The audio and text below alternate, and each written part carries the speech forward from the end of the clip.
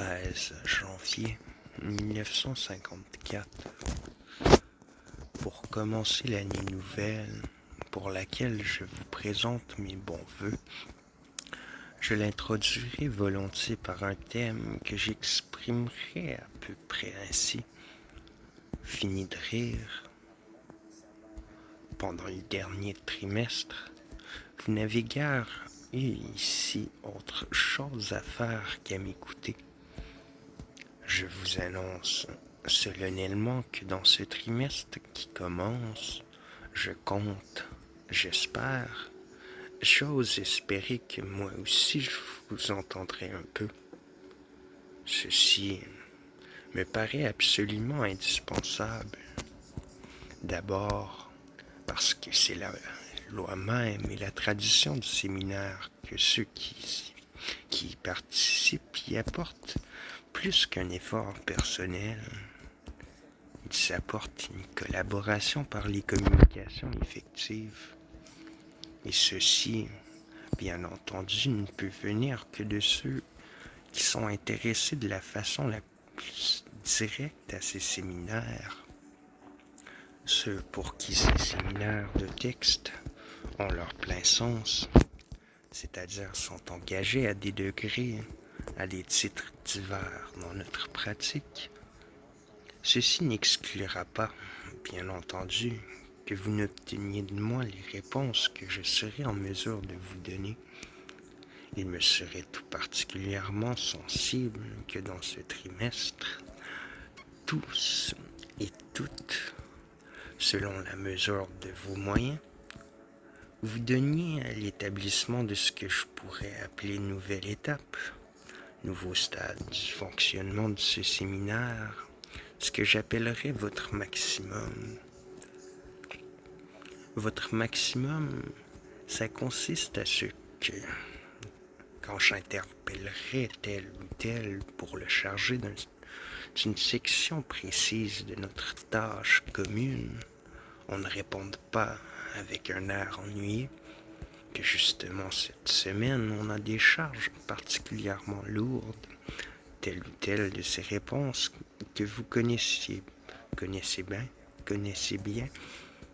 Je parle tout au moins pour ceux qui font partie du groupe que nous représentons ici, et dont je voudrais que vous vous rendiez bien compte que s'il est constitué comme tel, à l'état de groupe autonome, s'étant isolé comme tel, c'est précisément pour une tâche qui nous intéresse tous, ceux qui font partie de ce groupe, et qui comporte rien de moins pour chacun de nous que l'avenir, le sens de tout ce que nous faisions et aurons à faire dans la suite de notre existence.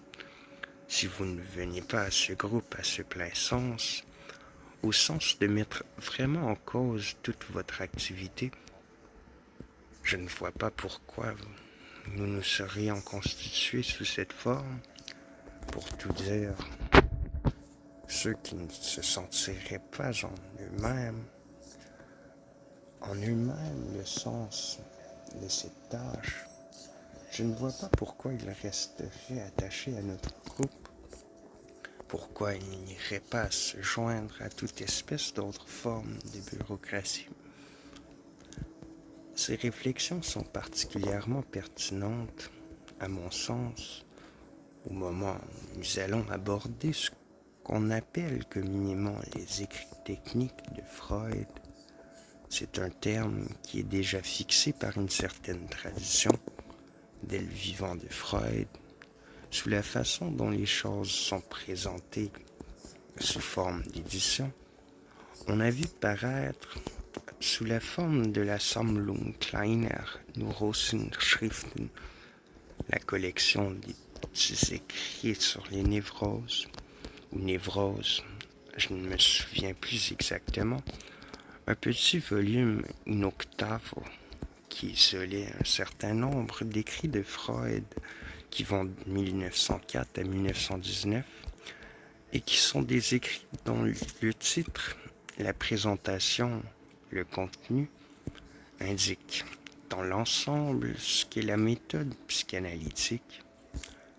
Et ce qui motive et justifie cette forme, ce dont il y a lieu de mettre en garde tel ou tel praticien inexpérimenté qui voudrait s'y lancer, c'est qu'il faut considérer comme indispensable d'éviter un certain nombre de confusions quant à la pratique et aussi l'essence de la méthode.